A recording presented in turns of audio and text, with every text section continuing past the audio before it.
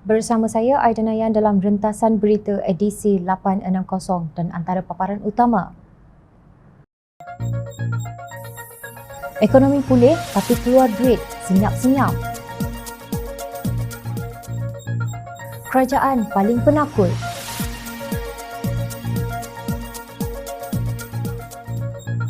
Perpaduan apa jika rakan sendiri ditinggalkan? Rakyat mana gembira dengan kerja sebut atap?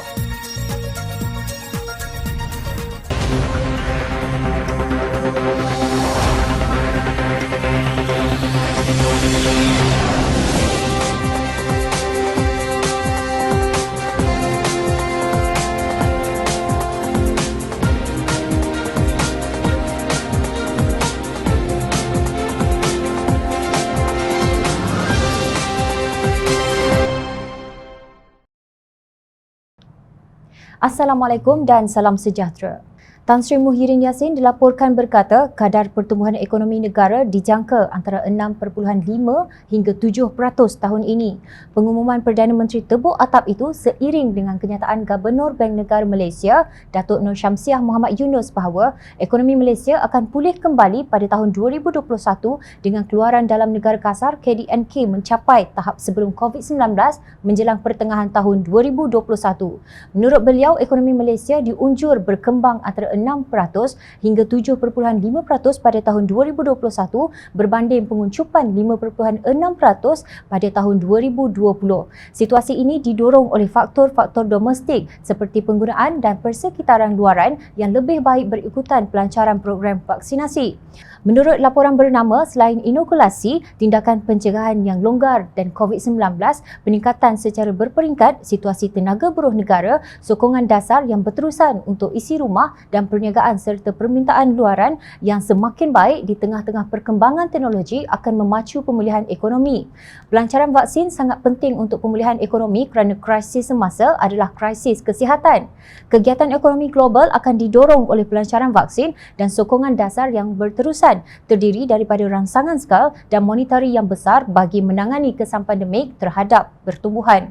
Krisis kesihatan global mencetuskan kemerosotan ekonomi yang besar pada tahun 2020 yang menyebabkan permintaan menjadi lemah dan pengeluaran terjejas di tengah-tengah langkah pembendungan yang meluas, katanya seperti dipetik. Nur Syamsiah berkata sistem kewangan tetap berdaya tahan dan baik untuk menyokong perantaraan kewangan sementara institusi kewangan terus mengekalkan penampan modal yang kukuh dengan kecairan yang sihat untuk menyokong aktiviti perantaraan. Kita tinggalkan jargon-jargon ekonomi dan kewangan yang makcik kiyah dan Pak Mat kurang arif. Maksudnya, Malaysia belum lagi nak muflis kerana semuanya baik-baik belaka atau akan menjadi semakin baik. Justru rakyat marhin yang hidup kais pagi makan pagi, kais petang belum tentu cukup untuk makan malam, ingin bertanya, kalau semua baik-baik belaka, apa perlunya kerajaan mewartakan satu ordinan baharu menggantung Perenggan 4-B Akta Perdanaan Kerajaan 1983 dan Perenggan 2-2-B Akta Bil Perbendaharaan Tempatan 1946 yang berkaitan kuasa Dewan Rakyat berhubung soal kewangan? Mengapa Perdana Menteri, Ketua Menteri atau Menteri Besar perlu dibenarkan meluluskan perbelanjaan tambahan atau menggunakan kumpulan wang disatukan tanpa melalui legislatif sepanjang penguatkuasaan darurat COVID-19 ini? Ketua Pemuda DAP Johor, Sheikh Omar Bagharib Ali dengan terus terang bertanya, pindaan ordinan darurat, adakah Perikatan Nasional ingin membeli sokongan menggunakan wang? Beliau mempersoalkan tindakan ini kerana tiada sebarang penerangan diberikan kepada rakyat. Apakah signifikannya pindaan ini? Rakyat berhak tahu kerana segala perbelanjaan kerajaan adalah melibatkan wang rakyat, katanya dalam satu kenyataan. Beliau melihat tindakan Kerajaan Perikatan Nasional ini seakan-akan mengabaikan nasihat Yang di-Pertuan Agong Al-Sultan Abdullah agar Parlimen dibolehkan bersidang pada masa darurat. Ini seolah-olah ada udang di sebalik batu, kata ahli Dewan Undangan Negeri Paluh itu. Menurut Umar, tanpa persidangan Parlimen dan Dewan Undangan Negeri, tiada check and balance dalam setiap keputusan serta tindakan kerajaan termasuklah dalam soal pindaan ordinan darurat berkaitan tambahan perbelanjaan ini. Ditambah dengan ketiadaan keabsahan majoriti Kerajaan Perikatan Nasional di Parlimen, saya ingin bertanya, adakah penambahan perbelanjaan ini bermotifkan politik? Adakah ia bertujuan membeli sokongan kepada Perikatan Nasional di pelbagai peringkat menggunakan wang? Adakah Perikatan Nasional akan kembalikan budaya cash is king? Ujar beliau. Jangan salahkan rakyat yang bertanya tentang tanggungjawab dan accountability. Tindakan ingin mengeluarkan dana dari perbendaraan negara secara senyap-senyap ini tidak selari dengan unjuran Bank Negara bahawa ekonomi dan sistem kewangan Malaysia masih baik. Keputusan sebesar ini yang diambil tanpa melalui proses legislatif di Dewan Rakyat dan Dewan Negeri menimbulkan banyak tanda tanya. Semakin lama semakin terselah bahawa Kerajaan Perikatan Nasional ialah kerajaan paling penakut sejak negara kita mencapai kemerdekaan pada tahun 1957 setelah dengan berani melakukan kudeta yang tidak pernah terjadi di Malaysia. Tan Sri Muhyiddin Yassin dan kabinet super size-nya menjadi kerajaan yang penakut. Buat sidang media takut, buka parlimen takut, undi 18 tahun takut. Sebaliknya, ketakutan itu tidak terbayang di wajah anak-anak muda yang terus menuntut supaya Suruhanjaya Pilihan Raya menarik balik keputusannya yang menangguhkan pelaksanaan had kelayakan umur mengundi 18 tahun. Ketua Pemuda Pakatan Harapan Syazni Munir Muhammad Isnin bertegas tidak akan teragak-agak untuk menggerakkan protes yang lebih besar sekiranya kerajaan terus berdiam diri terhadap tuntutan mereka berhubung pelaksanaan undi 18. Beliau berkata biarpun telah dipanggil oleh pihak berkuasa dan berpotensi untuk didakwa di mahkamah, mereka sama sekali tidak akan memperlahankan langkah dalam menuntut hak undi 18. Jika sampai ke satu tahap kerajaan masih terus memekakkan diri dan berkeras untuk tidak mahu laksanakan juga, maka kita tidak akan teragak-agak untuk melaksanakan protes secara besar-besaran. Namun itu semua bergantung kepada respon kerajaan terhadap undi 18 ini, katanya seperti dipetik Malaysia Deadline. Selain itu, menurut Syazni, pihaknya akan terus mengadakan perbincangan dengan badan-badan bukan kerajaan seperti Bersih 2.0 serta parti politik kerajaan untuk melihat apa lagi pilihan yang boleh digerakkan bersama agar undi 18 dapat dilaksanakan segera. Sebelum itu, Himpunan Aman yang dianjurkan Sekretariat Himpunan Tuntut Undi 18 telah disertai lebih 200 anak muda yang kebanyakannya bukan dari kalangan ahli politik tetapi melibatkan badan bukan kerajaan dan aktivis. Akibatnya, peserta himpunan tersebut telah dipanggil untuk memberi keterangan dan siasatan mengikut Seksyen 9-5 Akta Perhimpunan Aman 2012 iaitu mengadakan perhimpunan tanpa notis. Untuk rekod, Dewan Rakyat telah meluluskan pindaan perkara 119-1 Perlembagaan Persekutuan Malaysia untuk menurunkan had umur mengundi kepada 18 tahun pada 16 Julai 2019. Tindakan ini diikuti oleh Dewan Negara pada 25 Julai 2019. Keputusan tersebut turut disokong oleh ahli Parlimen UMNO, PAS dan Bersatu. Namun mereka yang kini menjadi kerajaan dilihat main kasar dengan memungkiri persetujuan sendiri dan kini berdolak dalih. Tidak malukah menjadi ahli sebuah gerombolan yang mengaku memperjuangkan penyatuan ummah tetapi penakut untuk bertanggungjawab menunaikan keputusan sendiri?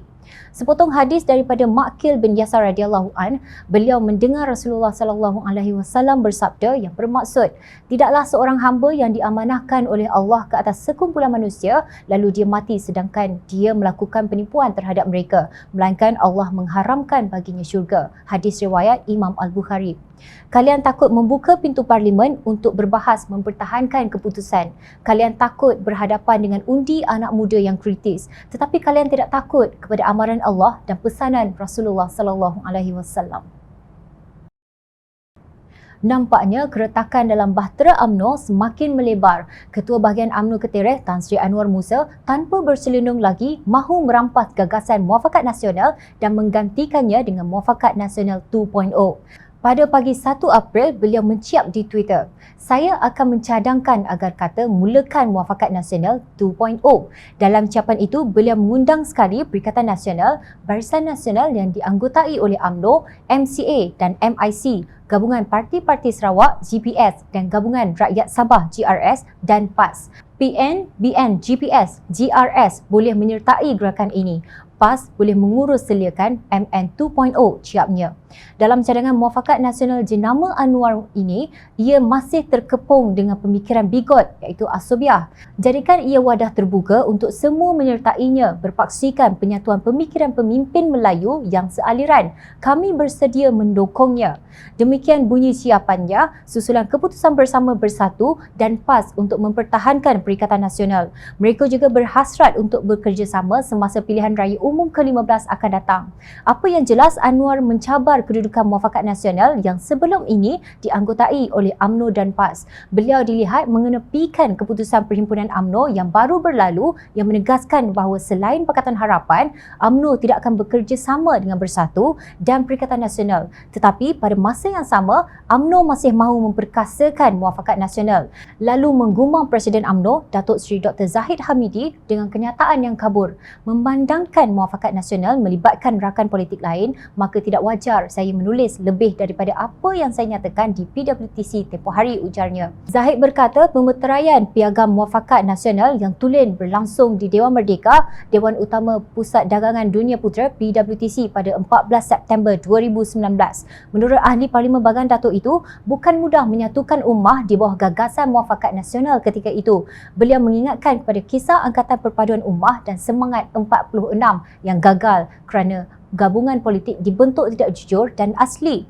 Momentum keyakinan rakyat pelbagai bangsa dan agama sangat positif terhadap apa yang boleh ditawarkan oleh Muafakat Nasional yang sebenar. Mereka percaya kepada Muafakat Nasional yang itu, bukan yang ini, kerana sinergi yang terbentuk antara UMNO dan rakan partinya dalam sebuah gabungan penuh tulus ikhlas, tegasnya. Beliau juga berharap rakan politik UMNO dalam Muafakat Nasional berfikir sejelas-jelasnya mengenai kepentingan untuk mempertahankan gagasan Muafakat Nasional yang asli.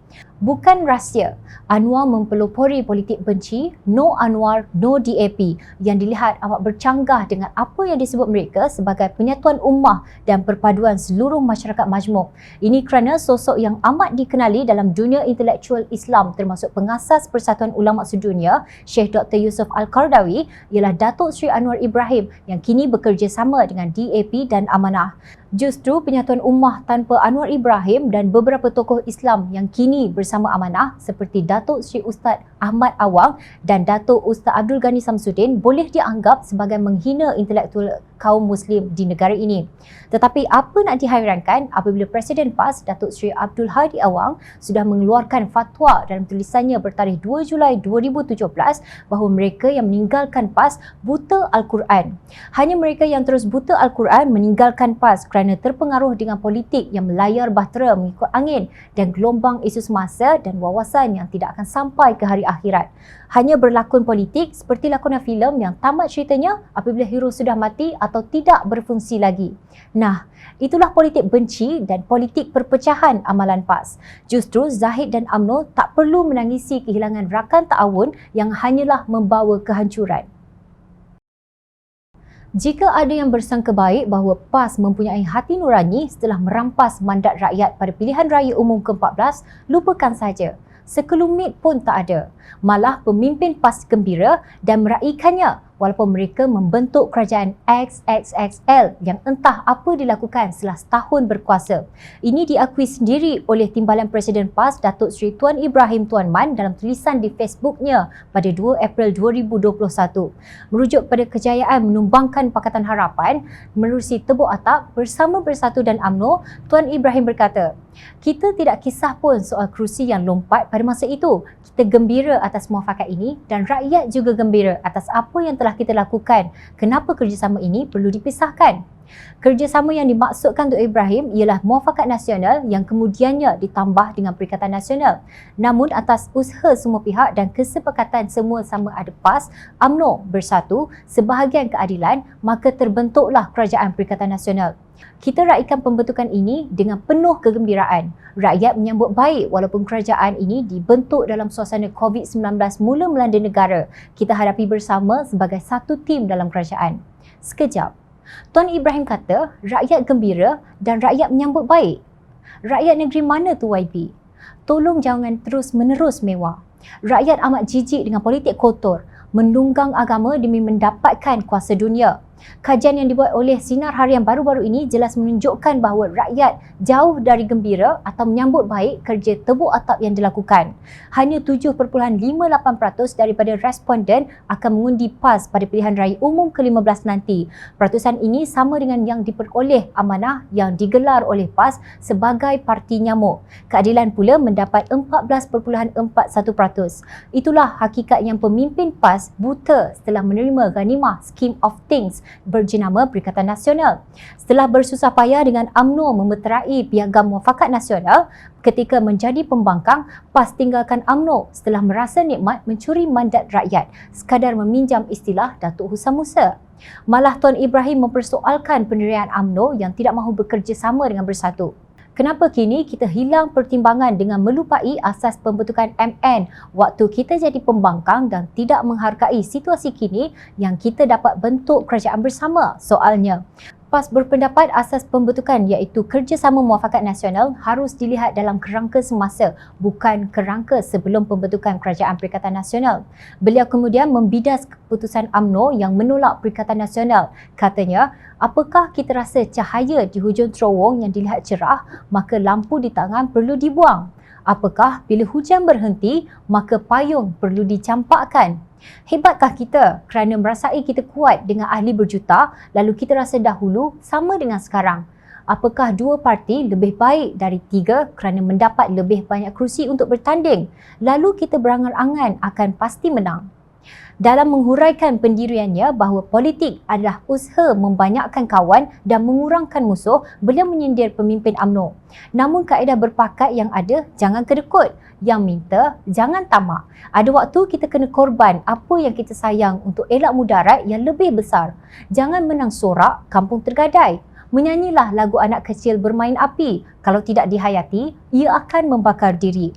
Itulah wajah PAS yang terserlah setelah berkuasa. Malah Tuan Ibrahim memetik firman Allah dalam surah Al-Hujurat ayat 9, terjemahannya, dan jika dua puak dari orang-orang yang beriman berperang, maka damaikanlah di antara keduanya. Jika salah satunya berlaku zalim terhadap yang lain, maka lawanlah puak yang zalim itu sehingga ia kembali mematuhi perintah Allah. Jika ia kembali patuh, maka damaikanlah di antara keduanya dengan adil menurut hukum Allah. Serta berlaku adillah kamu dalam segala perkara. Sesungguhnya Allah mengasihi orang-orang yang berlaku adil. Al-Hujurat ayat 9. Ingin Jom Channel bertanya kepada Tuan Ibrahim.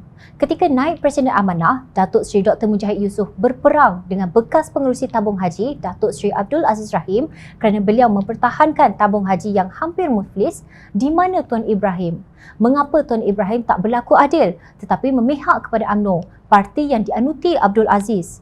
Ayat Quran mana dan hadis mana pula yang PAS gunakan untuk menjustifikasi tindakan tidak adil itu? Rakyat tidak gembira kerana rakyat ada hati nurani dan sentiasa memerhati. Teruskan bersama kami di Jom Channel dan layari portal jomchannel.net untuk mendapatkan berita politik tanah air. Saya Aida Nayan. Assalamualaikum dan salam sejahtera.